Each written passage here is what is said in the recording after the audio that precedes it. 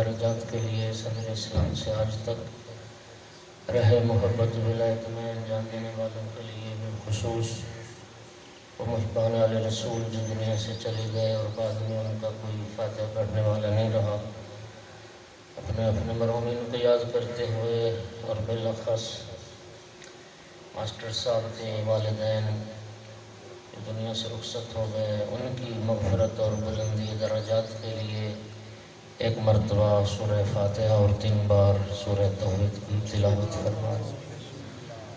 اعوذ باللہ من الشیطان الرجیم، بسم اللہ الرحمن الرحیم، الحمدللہ رب العالمین، الرحمن الرحیم، مالک یوم الدین، ایاک نعبد و ایاک نستعین، اہدنا الصراط المستقیم، صراط الذین انعمت علیہم غیر المغضوب علیہم ولا الضالین۔ بسم اللہ الرحمن الرحیم، قل هو اللہ احد اللہ الصمد لم یلد ولم یولد ولم یکن له کفوا احد۔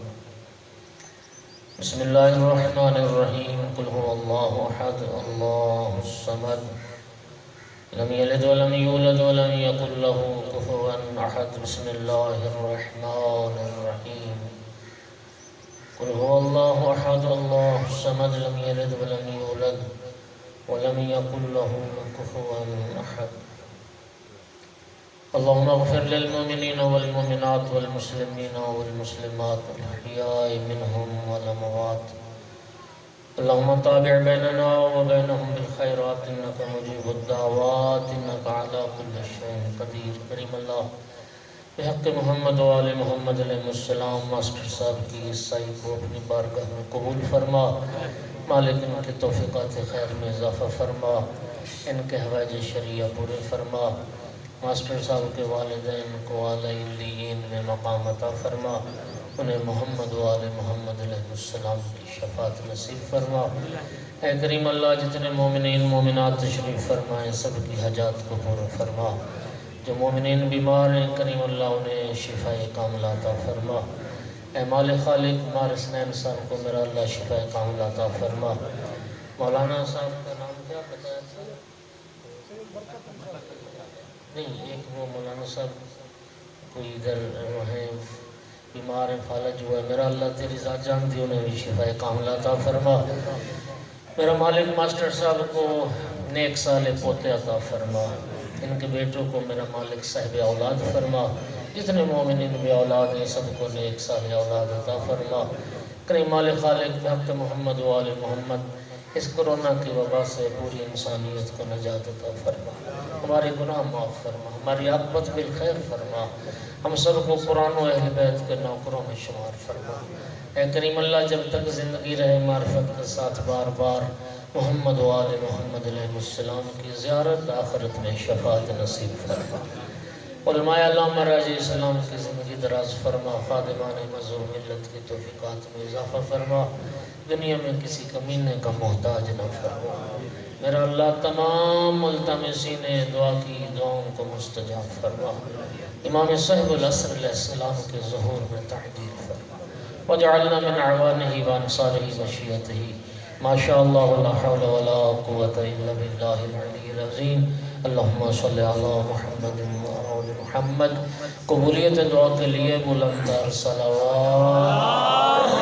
صلی علی محمد و آل محمد۔ وارث زمانہ یوسف زہرا امام صاحب العصر علیہ السلام کے ظہور میں تعجیل کے لیے بھی بلند تر صلوات۔ اللہم صلی علی محمد و آل محمد۔ اعوذ باللہ من الشیطان اللعین الرجیم، بسم اللہ الرحمن الرحیم، الحمدللہ رب العالمین والعاقبۃ للمتقین والجنة للمؤمنین والنار للمنافقین، الحمدللہ الذی جعلنا من المتمسکین بولایت علی ابن ابی طالب و اولاده المعصومین۔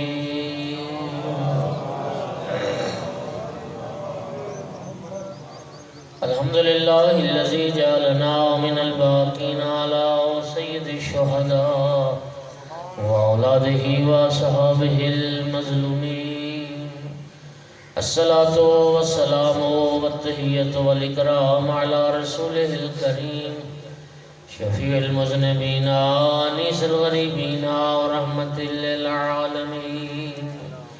أعني العبد المؤيد الرسول المصدق المحمود الأحمد المصطفى الأمجد أبا القاسم محمد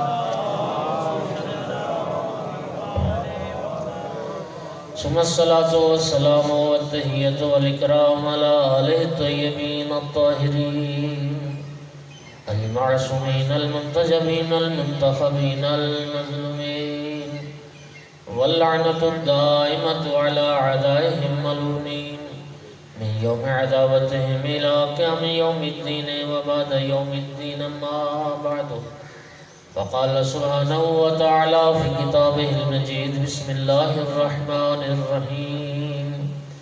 يرفع الله الذين آمنوا منكم والذين أوتوا العلم درجات. صلوات سارے.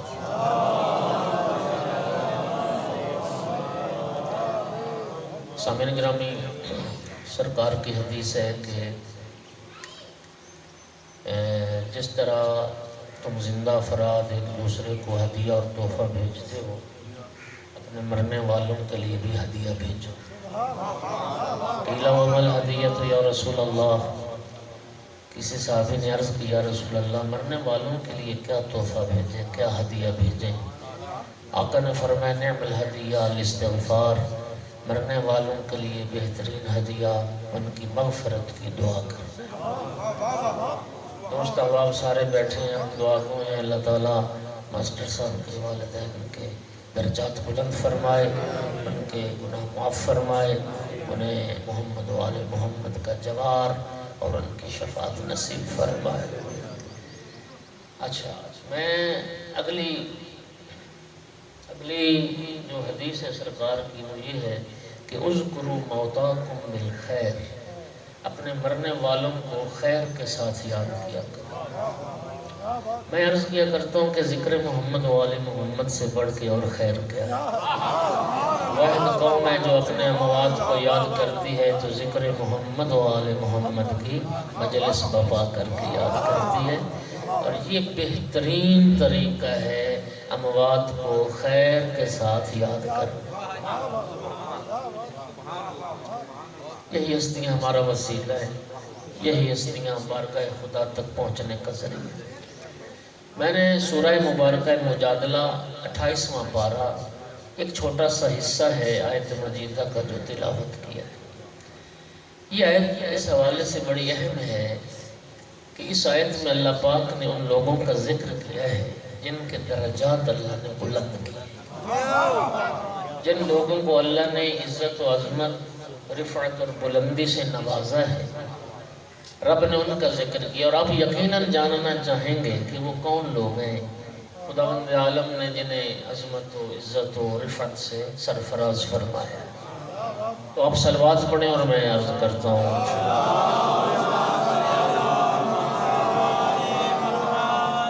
فرما رہا ہے: یرفع اللہ الذین آمنوا منکم، اللہ ان کے درجات بلند کرتا ہے جو تم میں سے صاحبان ایمان ہیں.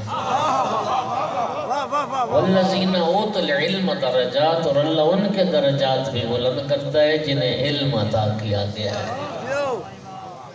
الحمدللہ سارے احباب متوجہ بیٹھے ہیں. دوستو، اس کا معنی یہ ہوا کہ خالق کی نگاہ میں انسان کی عزت و عظمت و شرف اور رفعت کا جو معیار ہے وہ نہ مال دنیا ہے، نہ دنیا کی حکمرانی ہے، نہ کثیر اولاد، نہ مضبوط پارٹی، نہ وسیع خاندان. خالق کی نگاہ میں انسان کی عزت و عظمت کا معیار صرف دو چیزیں ہیں: بندہ مومن بھی ہو، صاحب علم بھی ہو.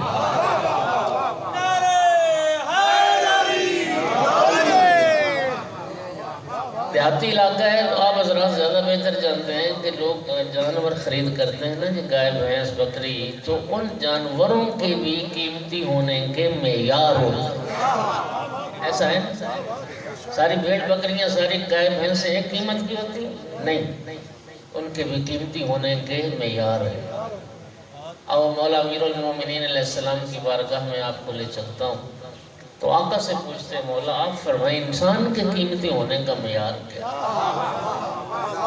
یاد رکھیے اگر بھیڑ بکریاں اگر گائے بھینسیں ایک جیسی نہیں ہے نا تو انسان بھی ایک جیسے نہیں ہے۔ قرآن پڑھتا ہوں قرآن اللہ رب العزت کلام مقدس میں فرماتا ہے کچھ انسان ایسے ہیں جی اللہ فرماتا ہے اولئک کالانعام، رب فرماتا ہے شکل انسانوں والی ہے حقیقت میں وہ جانور ہیں،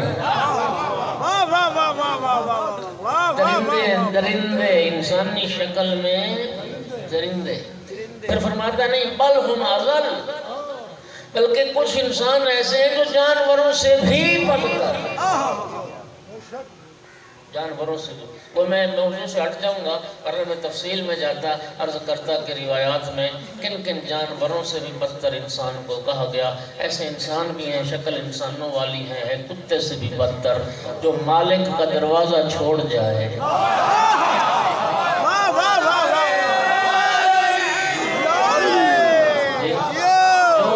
جو انسان ہو کے اپنے ولی نعمت کو بھونکنا شروع کر دے تو کتے سے بھی بچے۔ میں آقا امیر المومنین کی بارگاہ میں آپ کو لے چلتا ہوں مولا آپ فرمائیے کہ انسان کے قیمتی ہونے کا معیار کیا ہے؟ جانوروں کے قیمتی ہونے کا معیار آپ جانتے ہوں گے، مجھے تو اتنا وہ ہے نہیں، گائے کی اس میں کیا نشانی ہو، اس کے پتہ نہیں دم ایسی ہو، سینگ ایسا ہو، ہوانہ ایسا ہو، فلاں ایسا ہو، ہوتا ہے نا جی۔ اچھا مولا امیر المومنین علیہ السلام انسان کے قیمتی ہونے کا معیار بتا رہے ہیں، فرماتے اکثر الناس قیمتاً اکثرہم علما، ایمان کے بعد اس انسان کی قیمت سب سے زیادہ ہے جس کے پاس علم سب سے زیادہ ہے۔ وَأَقَلُّ النَّاسِ قِيمَةً أَقَلُّهُمْ عِلْمًا، اور اس انسان کی کوئی قیمت نہیں ہے جس کے پاس علم بھی نہیں۔ حیران ہو جاؤ کہ مولا امیر نے کیا فرمایا۔ مولا امیر فرماتے ہیں العالم حی وَإِنْ كَانَ مَيِّتًا وَالْجَاهِلُ مَيِّتٌ وَإِنْ كَانَ حَيًّا، عالم مر کے بھی زندہ ہوتا ہے، جاہل زندگی کے باوجود مردہ ہوتا ہے۔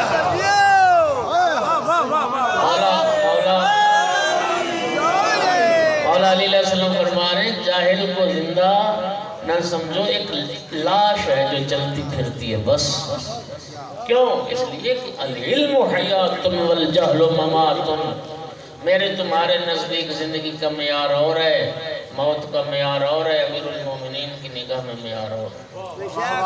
ہم کسے زندہ سمجھتے ہیں جس کی نبض چل رہی ہے، دل دھڑک رہا، نبض رک گئی، دل کی دھڑکن خاموش ہو گئی، سانس کا سلسلہ منقطع ہو گیا، ہمارے کاغذوں میں وہ مر گیا۔ مولا امیر فرما رہے العلم حیات والجہل ممات، علم زندگی ہے، جس کے پاس علم ہے اس کی نبض رک بھی جائے وہ زندہ ہے، اور جس کے پاس علم نہیں ہے نبض چل بھی رہی ہو تو وہ مردہ ہے۔ بے شک توجہ ہو گیا۔ اور میرے محترم سامعین، خیر الدنیا والآخرت مع العلم، رسول اللہ صلی اللہ علیہ وآلہ وسلم نے فرمایا دنیا اور آخرت کی بھلائی علم کے ساتھ ہے، علم کے ساتھ۔ اللہ سلامتی عطا کرے۔ ایسے ہی مجھے مطلب توقع نہیں تھی، لیکن الحمدللہ آپ نے جس بھرپور حسن سماعت کا مظاہرہ فرمایا، اب میری ہمت بڑھ گئی کہ میں اگلی باتیں کروں۔ ماشاءاللہ ماشاءاللہ۔ سامعین گرامی، خدا آپ کو سلامتی عطا کرے۔ کسی دین نے اسلام کے علاوہ تحصیل علم پر اتنا زور نہیں دیا جتنا زور دین اسلام نے تحصیل علم پر دیا۔ یعنی محمد و آل محمد علیہ السلام۔ توجہ کرنا، میں ایک جملہ کہنے لگا ہوں، چونکہ ماسٹر صاحب نے مجلس کروائی اپنے والدین کی اصالِ ثواب کے لیے، یاد رکھنا یہ استادی، یہ معلمی، انما بعثت معلما، رسول اللہ نے فرمایا تھا میں کائنات کے لیے استاد بنا کے بھیجا گیا ہوں۔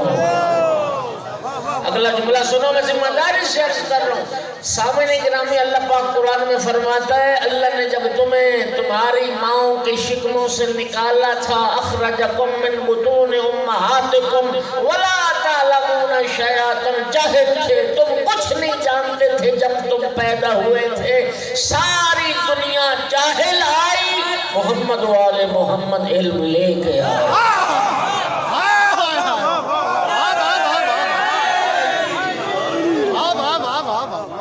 دنیا میں علم لینے کے لیے آئے ہیں، یہ 14 ہستیاں علم دینے کے لیے۔ اللہ آپ کو سلامتی عطا کرے۔ سب سے زیادہ زور دیا پیغمبر اور آل پیغمبر نے، نبی پاک کی خدمت میں بندہ ہے یا رسول اللہ، بندہ کوئی مر رہا ہے، روح نکل رہی ہے، جان کنی کا عالم ہو، بس تھوڑے سے سانس اس کے باقی ہیں، یا رسول اللہ ایسی حالت میں بندے کو کیا کرنا چاہیے؟ فرمایا علم حاصل کرنا چاہیے۔ اللہ فرمایا علم حاصل کرنا۔ ابو ریحان البیرونی مسلمان سائنسدان تھا، وہ جب مر رہا تھا نا جی، روح نکلنے والی تھی، احتضار کی حالت طاری تھی، تو ایک فقیہ انہیں دیکھنے کے لیے آئے۔ تو جب ایک فقیہ ایک عالم ان کی عیادت کے لیے آئے نا، تو اسی ٹکڑی سانسوں میں ایک وراثت کا مسئلہ پوچھنے لگ گئے۔ فقیر بڑے حیران ہوئے کہ تیری جان پہ بنی ہوئی ہے، ہاں تیری چند سانسیں اٹکی ہوئی ہیں، مر رہا ہے تو، اور مجھے بھی مسئلے یاد ہیں۔ البیرونی نے ایک بڑی خوبصورت بات کی، انہوں نے کہا فقیر یہ بتائیے، جاہل مر جاؤں اچھا ہے یا ایک مسئلے کا علم لے کے دنیا میں جاؤں تو؟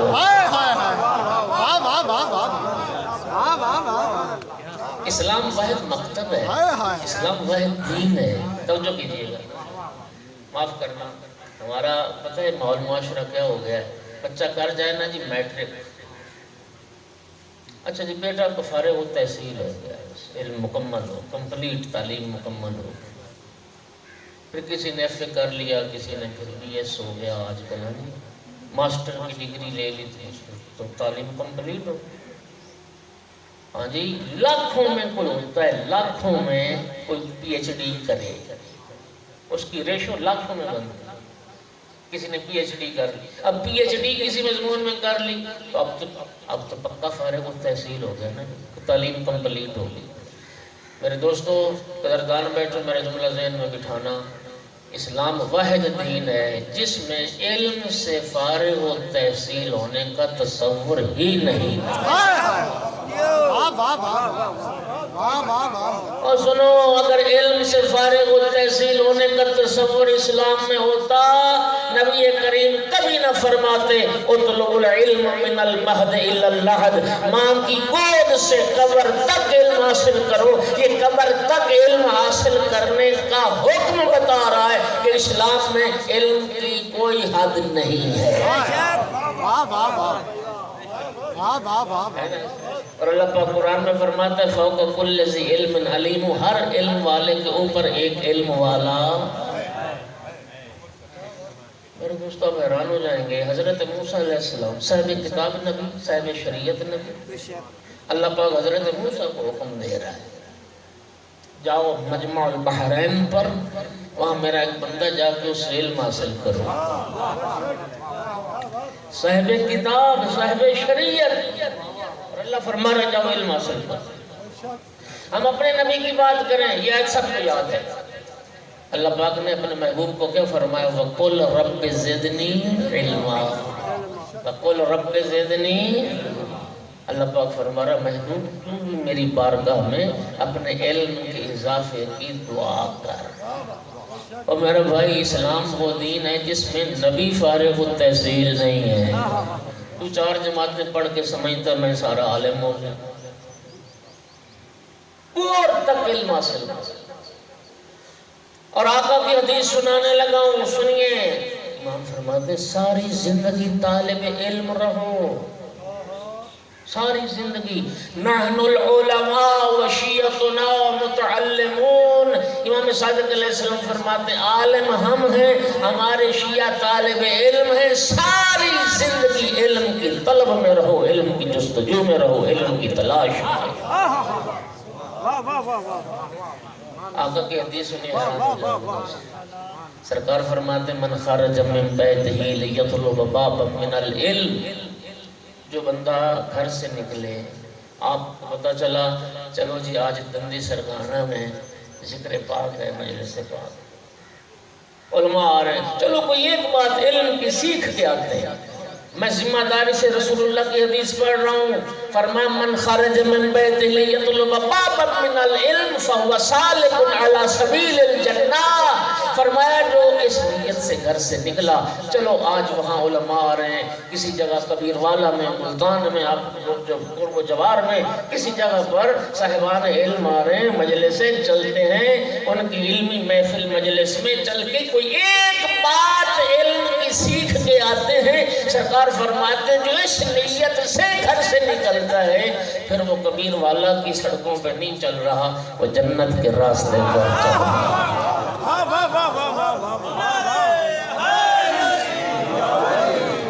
علم کا راستہ جنت کا راستہ ہے۔ مال دنیا،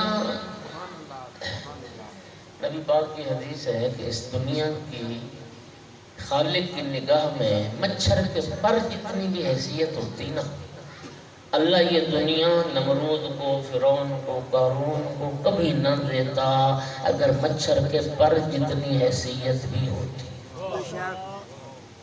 اللہ اپنے انبیاء کو دیتا، اللہ اپنے اولیاء کو دیتا۔ 10 بندے آئے تھے مولا علی علیہ السلام کے پاس، معروف روایت، ہر بندے نے ایک ہی سوال کیا، یا علی علم افضل ہے یہ مال دنیا؟ مولا امیر المومنین نے ہر سائل کے جواب میں علم کی فضیلت پر ایک ایک نئی دلیل ذکر کی۔ اجازت میں عرض کروں، ایک صلوات تو پڑھو خوش ہو کے محمد والا۔ پہلا بندہ ہے یا علی علم افضل ہے یہ مال؟ فرمایا علم افضل ہے، دلیل کیا ہے؟ فرمایا مال فرعونوں کی میراث ہے، علم انبیاء کی میراث۔ دوسرا بندہ یا علی علم افضل ہے یا مال؟ فرمایا علم افضل ہے، دلیل کیا ہے؟ فرمایا مال خرچ کرنے سے کم ہو جاتا ہے، علم خرچ کرنے سے بڑھ جاتا ہے۔ تیسرا یا علی علم افضل ہے مال؟ فرمایا علم افضل ہے، دلیل کیا ہے؟ فرمایا مال چرایا جا سکتا ہے، علم چرایا نہیں جا سکتا۔ اگلا یا علی علم افضل ہے یا مال؟ فرمایا علم افضل ہے، دلیل کیا؟ فرمایا مال، تم مال کی حفاظت کرتے ہو، علم تمہاری حفاظت کرتا ہے۔ اگلا یا علی علم افضل ہے یا مال؟ فرمایا علم افضل ہے، دلیل کیا ہے؟ فرمایا مال والے کے دشمن زیادہ ہوتے ہیں، علم والے کے دوست زیادہ ہوتے ہیں۔ اگلا یا علی علم افضل ہے یا مال؟ فرمایا علم افضل ہے، دلیل کیا؟ فرمایا مال پرانا ہو جاتا ہے، علم پرانا نہیں۔ اگلا یا علی علم افضل ہے یا مال؟ فرمایا علم افضل ہے، دلیل کیا؟ فرمایا مال بے وفا ہے۔ آج کسی کے پاس، کل کسی کے پاس، علم وفادار ہے۔ اگلا یا علی علم افضل ہے یا مال؟ فرمایا علم افضل ہے، دلیل کیا؟ فرمایا مال دنیا میں رہ جائے گا، علم قبر میں بھی ساتھ جائے گا۔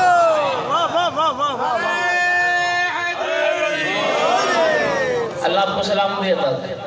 اچھا، ہر دلیل بڑی خوبصورت۔ جب 10 بندے اپنا جواب لے چکے نا، یہ محدث بحرانی نے ذکر کی اپنے پشکول میں یہ حدیث، مولا امیر المومنین فرماتے، سنیے ذرا، آقا نے فرمایا اللہ مجھے قیامت تک کی زندگی دے دے، تم تو صرف 10 افراد تھے یہ سوال کرنے والے، اللہ مجھے قیامت تک کی زندگی دے دے اور قیامت تک دنیا مجھ سے یہی ایک سوال کرتی رہے کہ یا علی علم افضل ہے یا مال؟ میں ہر سائل کے جواب میں علم کی فضیلت پر ایک نئی دلیل ذکر کرتا رہوں گا۔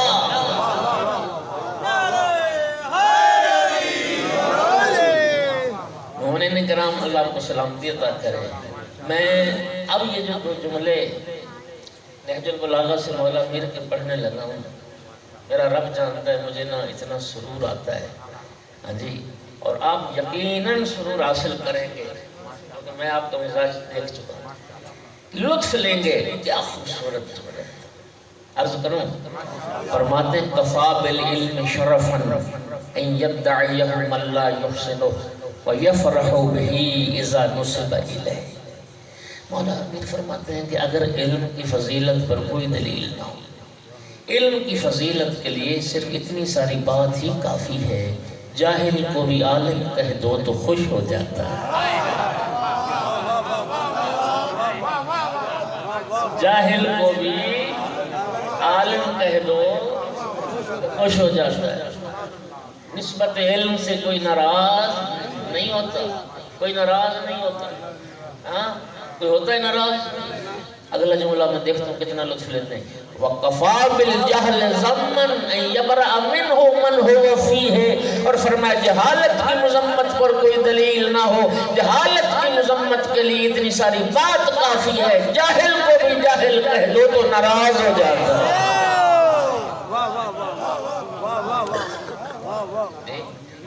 یعنی ایک جاہل انسان بھی یہ پسند نہیں کرتا کہ کوئی مجھے کہے تو جاہل ہے۔ کیا ہے یہ دلیل اس بات کی کہ جہالت بڑی۔ اور میرے دوستو، مکتب تشیع، مکتب اہل بیت مکتب علم ہے، مذہب شیعہ مذہب علم ہے۔ توجہ چاروں میں عرض کر رہا ہوں، دلیل بڑی سادہ اور خوبصورت۔ میں نے کیوں کہا مذہب شیعہ مذہب علم ہے؟ دلیل یہ ہے کہ دنیا کے کسی مذہب کا امام باقر العلوم نہیں ملے گا، دنیا کے کسی مذہب کا امام باب مدینہ علم نہیں ملے گا۔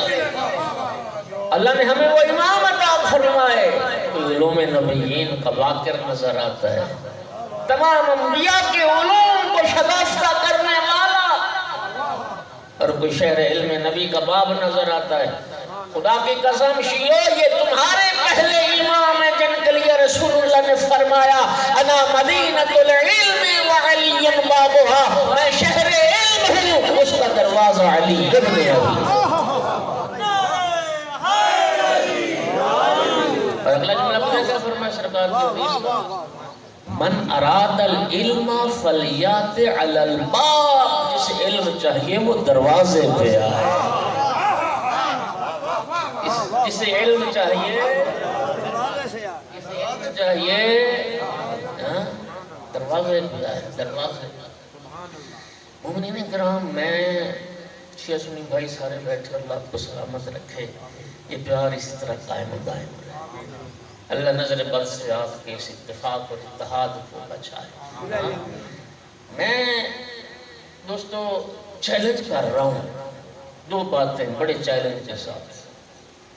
ہمارے 12 امام، ائمہ اثنا عشر، ائمہ اہل بیت، ہمارے امام وہ ہیں جو سارے رسول اللہ کے گھر سے ہیں۔ پتہ نہیں یہ بات آپ تک پہنچی نہیں پہنچی؟ سب کے سب آل رسول، سب کے سب اولاد رسول، سب کے سب آل محمد۔ ہمارے 12 اماموں میں کوئی امام رسول کے گھرانے سے باہر کا نہیں ہے۔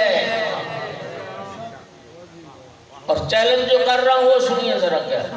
پہلا چیلنج، ہمارے 12 اماموں میں سے کسی امام معصوم کے بارے آپ کوئی ضعیف سے ضعیف روایت دکھا دیں کہ ہمارے کسی امام نے کبھی غیر سے مسئلہ پوچھا ہو۔ اللہ آپ کو سلامتی عطا کرے۔ کسی غیر سے کبھی مسئلہ پوچھا نہیں دکھا سکو گے، ہم دکھاتے ہیں۔ دنیا در بدر کی ٹھوکریں کھا کے آتی تھی آل محمد کے دروازے پر۔ دنیا نے جو امام بنائے، آئے لوگ دروازے امیر المومنین پر۔ کسی سے مسئلہ پوچھا گیا، کہتے تھے پہلے صاحب اقیلونی اقیلونی لست بخیرکم وفیکم علی ابن ابی طالب، مجھے چھوڑو مجھے چھوڑو، مجھ سے کیا پوچھتے ہو جبکہ علی تمہارے درمیان ہے۔ اس لیے کہ رسول اللہ فرما کے گئے عالم امتی من بعد علی ابن ابی طالب، میری بعد میری امت کا سب سے بڑا عالم علی ابن ابی طالب۔ مصر صاحب کہتے دنیا سے چلے گئے، لولا علی لہلک عمر، علی نہ ہوتے میں ہلاک ہو جاتا۔ کوئی صاحب یہ کہتا دنیا سے چلا گیا، لأبقان اللہ لموزلت لیس لہا ابو الحسن، اللہ مجھے اس دن کے لیے زندہ نہ رکھے، کوئی مشکل آ جائے حل کرنے والا علی نہ ہو۔ اگر دان بیٹھو، ایک نہ خلیل نحوی گزرا ہے، خلیل بن احمد فراہیدی نحوی، بہت بڑا علم نحو کا امام شمار ہوتا تھا۔ تو اس سے کسی نے پوچھا کہ تو امیر المومنین کی ولایت کا قائل ہو گیا اور بعد از پیغمبر اکرم تو نے علی ولی اللہ وسیع رسول اللہ و خلیفۃ بلا فصل کیوں پڑھ لیا؟ اس نے بدلیل بڑی خوبصورت دی، کتنے قدر کرو گے؟ کہتا ہے کہ میری دلیل یہ ہے، استغنا یاج الکل الیہ دلیل انہ امام الکل۔ کہتا ہے میں نے مولا علی کو کسی کے دروازے پہ جاتے نہیں دیکھا، ساری دنیا کو علی کے دروازے پہ آتے ہیں۔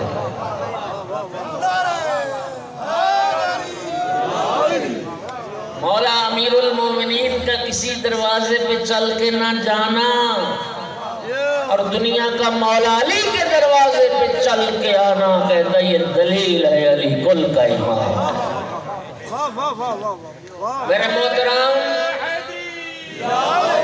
میرے محترم سنیے، اس لیے میں نے کہا جو بیٹی سے مسئلہ پوچھو امام ہوتا ہے نہیں۔ کل شین و کل شین احسناہ فی امام مبین۔ اللہ پاک فرما رہے ہم نے ہر شے کا احسان کر دیا امام مبین میں۔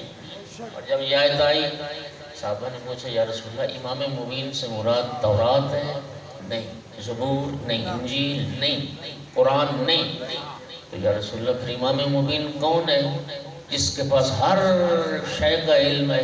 اتنے میں مولا امیر المومنین مسجد نبوی کے دروازے سے داخل ہو رہے تھے، سرکار نے امیر المومنین کی طرف اشارہ کر کے فرمایا ھذا امام مبین۔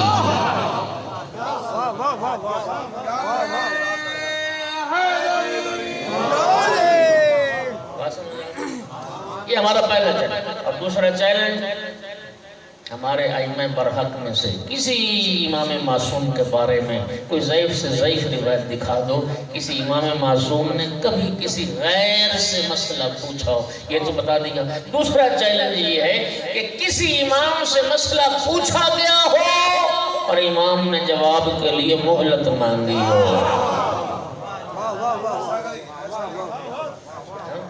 امام سے مسئلہ پوچھا گیا، امام نے فرمایا ہو کہ کل آنا تو میں بتاؤں گا۔ خدا کی قسم دنیا میں وہ مسئلہ پیدا ہی نہیں ہوا جس کا علم اللہ نے امام کو عطا نہیں فرمایا۔ اہل بیت رسول یہ ماہ شوال ہے، یہ امام جعفر صادق علیہ السلام سے یہ مہینہ نسبت رکھتا ہے۔ اس مہینے میں آقا کی شادی، میرے شیعہ سنی بھائی بیٹھے اللہ آپ کو سلامتی عطا کرے۔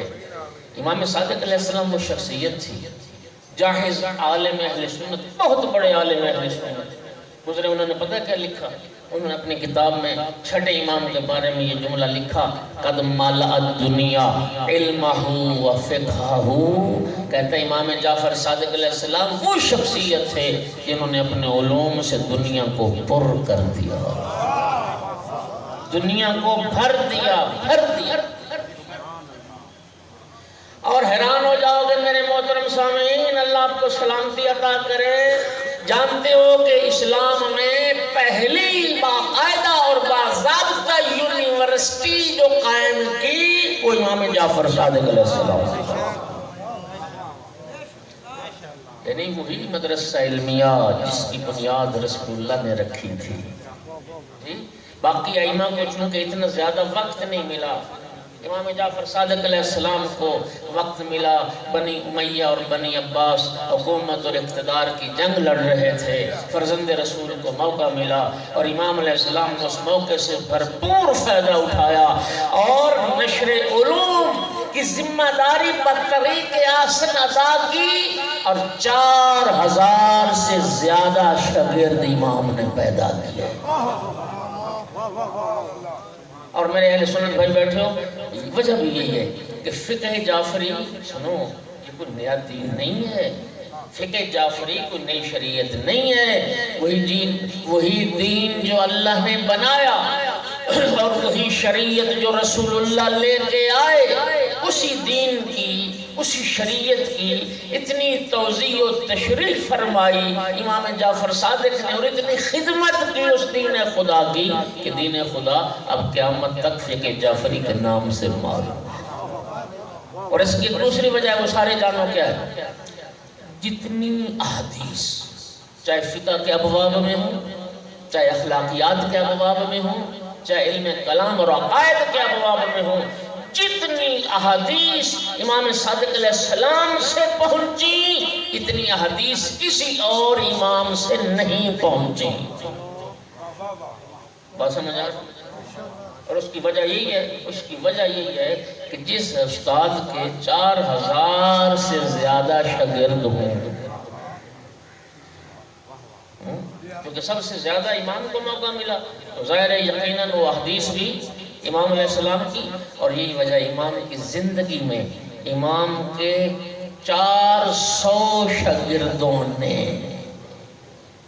ذرا سنو یہ بات، علمی باتیں بھی سنیں، امام کی زندگی میں امام کے 400 شاگردوں نے امام علیہ السلام کی احادیث کو جمع کیا۔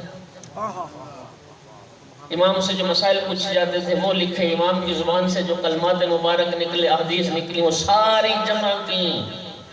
اور کیسی کیسی شخصیات، محمد ابن مسلم سقفی جیسے، زرارہ جیسے، ابان ابن تغلب جیسے، ہشام ابن حکم جیسے، مومن طاق جیسے، برید اجلی جیسے، ابو بصیر جیسے، اور یہ وہ صحابی تھے، وہ شاگرد تھے امام صادق کے۔ مولا فرماتے تھے اگر یہ میرے اصحاب نہ ہوتے، لولا ہؤلاء لانترست آثار النبوہ، اگر یہ میرے شاگرد نہ ہوتے آثار نبوت مٹ جاتے۔ اس دین کو، آثار نبوت کو محفوظ کیا، باقی رکھا۔ امام کی زندگی میں 400 شاگردوں نے جو حدیث امام کی جمع کی، وہ 400 کتابیں بنی امام کی زندگی میں، اور وہ چیز وہ کہلائے اصول 400۔ اصول 400 یعنی ہر کتاب ایک اصل کہلائی، اس طرح 400 اصول، اور یہ پہلا دورہ حدیث تھا جو امام صادق علیہ السلام کی زندگی میں تدوین ہو گیا۔ ایک صلوات پڑھو سارے حضرات بلند آواز، گھبرا تو نہیں رہے؟ بسم اللہ۔ ایک صلوات اور پڑھ دیں سارے۔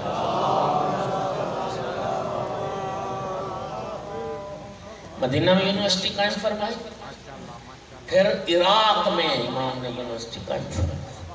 الحمدللہ ظاہر بیٹھے ہو، آپ نے مسجد کوفہ، جن ظاہرین نے دیکھی مسجد کوفہ کتنی وسیع اور عریض مسجد ہے۔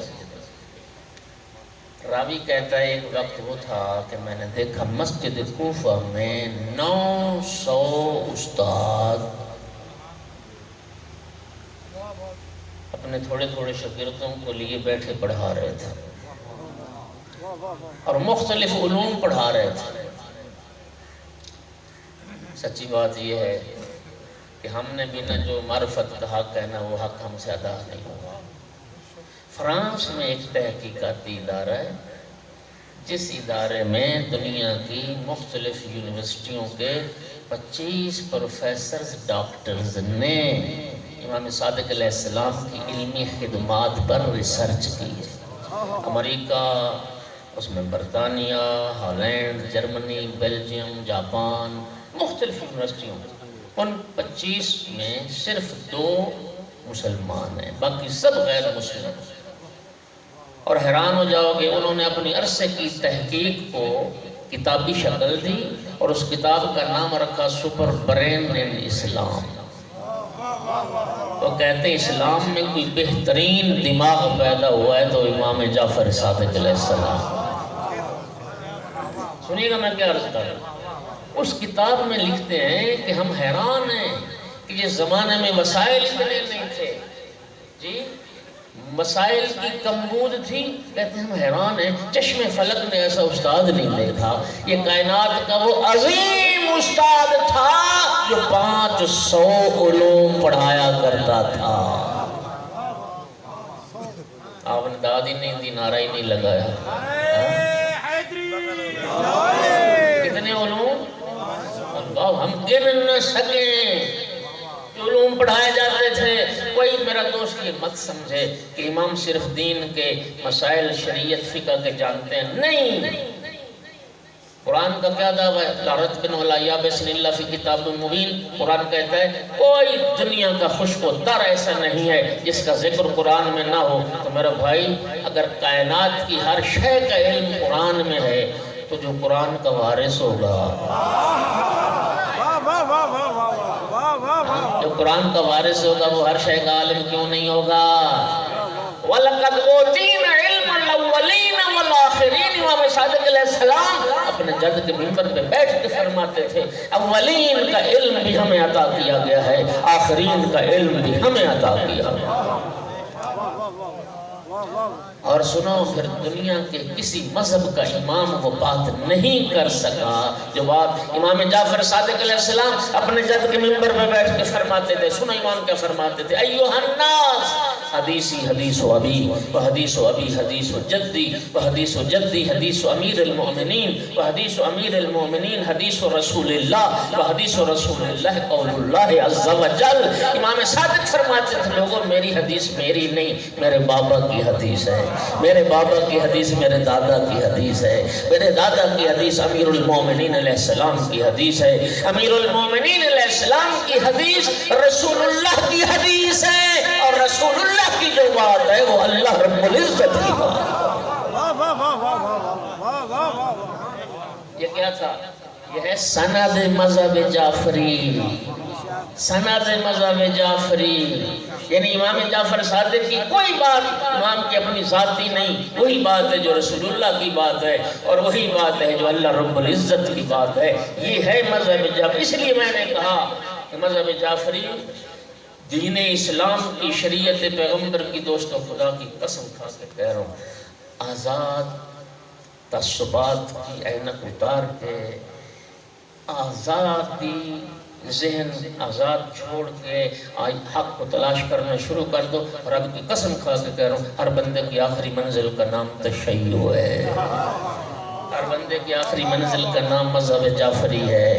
میرا بھائی یہی وہ اصل دین ہے، اصل شریعت ہے جو رسول اللہ لے کے آئے، جو پیغمبر نے پہنچائی ہے اور آل رسول نے اس کی حفاظت فرمائی ہے اور آل رسول نے اس کی تبلیغ اور ترویج فرمائی. بات سمجھ آ رہی ہے؟ اس لیے وہ کسی فارسی شاعر نے بہت خوبصورت و مصرے کہے تھے جعفری باش گر خدا خواہی ورنہ در ہر طریق گمراہی. وہ کہتا ہے خدا تک پہنچنا چاہتے ہو تو پھر جعفری بن جاؤ. جعفر صادق کے راستے کے علاوہ ہر راستہ گمراہی کا راستہ ہے.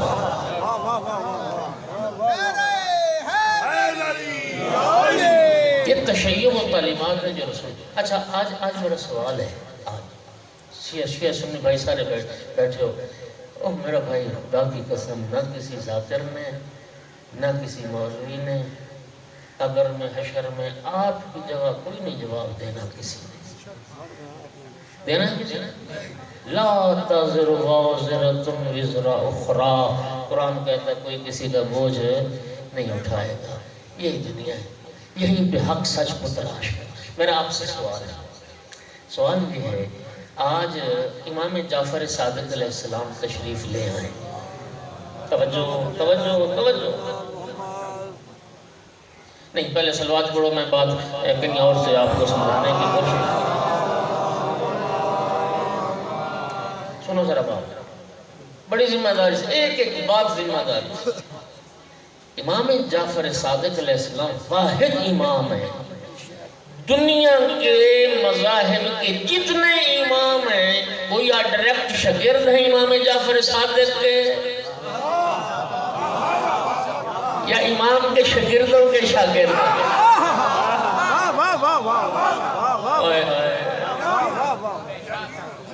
سنیے اچھا ایک بات، جب 4000 سے زیادہ شاگرد دنیا سمٹ کے جب آ رہی تھی نا، منصور دوانی کے عباسی خلیفہ تھا، حکمران تھا، اس کو خطرہ لاحق ہوا کہ جس طرح آل رسول کی طرف دنیا جا رہی ہے، ہاں جی کہیں یہ ہماری حکومت کے لیے خطرہ ہی نہ بنے. نعمان بن ثابت اس وقت کوفے میں تھا، امام اعظم جسے کہتے ہیں۔ نعمان کو منصور دوانگی نے کہا کہ 40 مشکل ترین مسائل تیار کرو اور امام جعفر صادق کو لاجواب کر دکھاؤ۔ لاجواب کرو، ہمیں بہانہ بھی ملے گا، ہاں جی، اور تمہیں انعام و اکرام سے نوازا جائے گا۔ آقا جب گئے ہوئے تھے نا عراق، منصور دوانگی نے وہ دربار سجا، نعمان بھی آیا ہوا تھا، امام علیہ السلام کو بھی بلایا گیا۔ جی ایک عجیب واقعہ ہوا، ایک مکھی، یہ گندی مکھی ہوتی ہے، یہ آگے نا اس کے منہ پہ بیٹھ گئی، منصور دوانگی کی ناک پہ منہ، اس نے مکھی کو اڑایا، وہ مکھی پھر بیٹھ جاتی، وہ پھر اڑاتا، وہ پھر منہ پہ آگے بیٹھ جاتی، وہ 5-10 دفعہ اس نے نا شرمندہ بڑا ہو گیا، ایک مکھی ذلیل کر رہی، تنگ کر رہی۔ اب نا شرمندہ ہو کے پوچھتا ہے، فرزند رسول یہ بتائیے اللہ نے مکھی کو کیوں پیدا کیا؟ فرمایا متکبر کو ذلیل کرنے کا۔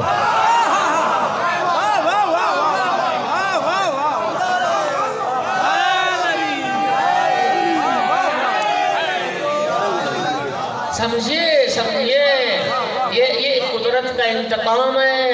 امام کا ایک میسج تھا، امام سمجھا دیا، امام نے فرمایا وہ منصور دوانگی اور جاہل انسان، تو اللہ کی ایک چھوٹی سی مخلوق مکھی کا تو مقابلہ کر نہیں سکتا، اس کے مقابلے میں عاجز ہے اور حجت خدا کا مقابلہ کرتا ہے۔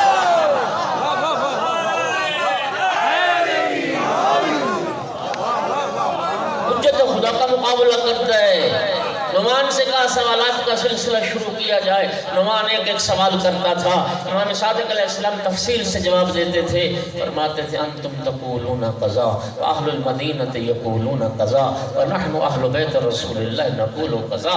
اور میں اس مسئلے میں تم عراق والے یہ کہتے ہو، امام مالک یہ کہتا ہے، اور ہم اہل بیت رسول یہ کہتے ہیں۔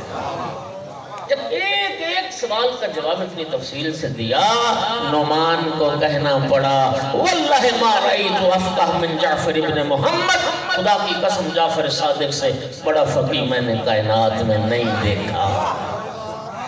سنو اہل سنت بھائیو، سنو، اس کے بعد یہ نعمان امام صادق کی شاگردی میں آیا۔ پوچھو اپنے علماء سے جا کے، 2 سال پورے مدینے میں رہا امام صادق علیہ السلام کی شاگردی میں، اور پھر کہا کرتا تھا نعمان لولا سنتان لہلک النعمان، اگر وہ 2 سال امام صادق کی شاگردی والے نہ ہوتے تو نعمان ہلاک ہو جاتا۔ میں کہتا ہوں صرف چہرے بدلے، نعرہ پرانا ہی ہے، پہلے بھی کسی نے کہا تھا علی نہ ہوتے میں ہلاک ہو جاتا۔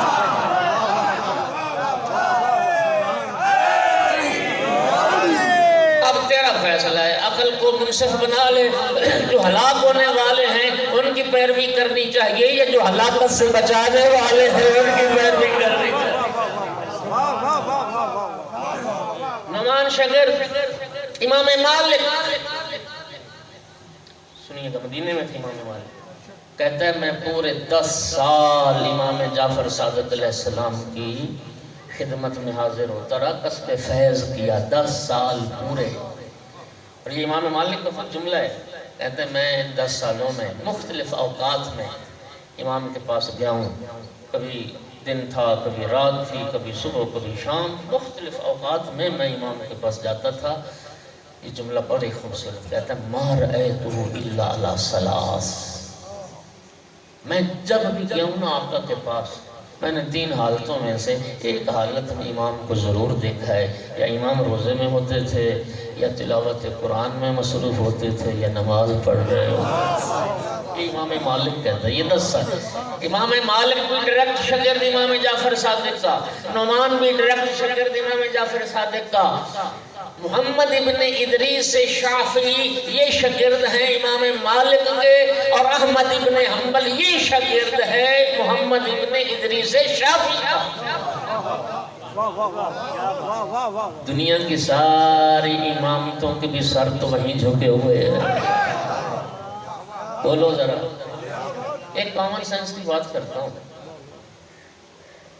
سوٹ سلوانا ہو نا جی، سوٹ درزی کے پاس جاتے ہو، اچھا درزی، اور اس کے پاس جب لے گئے نا دکان پہ، اس کے جو شاگرد بیٹھے ہیں بچے جی، ان کے آپ حوالے نہیں کرتے سود، اس سے کوئی تو بیچارہ استاد کی طرح استاد کیوں پوچھ رہے ہو؟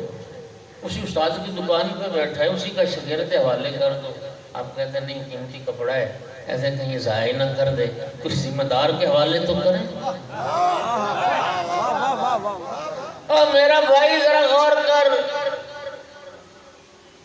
جن کے پاس گاڑیاں ہیں نا، ورکشاپ پہ گاڑی لے جاؤ نا، بچوں کو ہم ہاتھ نہیں لگانا دیتے، وہ کہتے ہیں مستری ماہر تو استاد ادھر وہ چیک کر۔ میرا بھائی دین اور مذہب کی حیثیت یہ 1000 روپے کے سوٹ کتنی بھی نہیں۔ دنیا کے چھوٹے چھوٹے کاموں کے لیے تو استاد تلاش کرتا ہے، اور بات دین کی آئے تو پھر جعفر صادق علیہ السلام جیسے استاد کے ہوتے ہوئے پھر شاگرد کے مذہب کو اختیار کیوں کیا؟ امام جعفر صادق علیہ السلام کے پاس کس چیز کی کمی تھی؟ ایمان سے بتا، عربی کا نا ایک محاورہ ہے، ہماری پنجابی میں اس کا ترجمہ، عربی کا محاورہ اہل البیت ادری بما فی البیت، گھر والے جانتے ہیں گھر میں کیا ہے۔ ہماری پنجابی میں کیا کہتے ہیں؟ پرائے گھر اٹھ نہیں لبدا، اپنے گھروں سوئی بھی لوگوں، ایسے ہی تو کیا مطلب؟ میرے بھائی ایمان سے سوچ، قرآن کو وہ بہتر جانتے ہیں جن کا قرآن سے تعلق نہیں ہے، وہ بہتر جانتے ہیں جس گھر میں قرآن اترا ہے، جو قرآن کے وارث ہیں۔ آپ میرا سوال ہے، سوال جو کرنا چاہتا تھا، آج سنو، آج امام جعفر صادق علیہ السلام بھی آ جائیں، نعمان بھی آ جائیں، امام مالک بھی آ جائیں، جی محمد بن ادریس شافعی بھی آ جائیں، اور احمد بن حنبل بھی آ جائیں، نماز کا وقت ہو جائے،